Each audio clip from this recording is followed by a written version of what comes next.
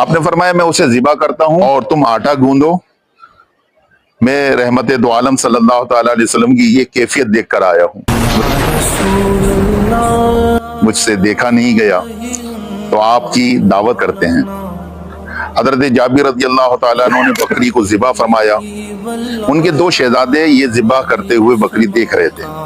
آپ کے ذبح کرنے کے بعد ایک شہزادے نے دوسرے کو لٹایا اور چھری پھیر دی۔ جب خون بہا تو گھبرا کر بھاگا اور چھت سے گر کر دونوں کے دونوں شہید ہو گئے۔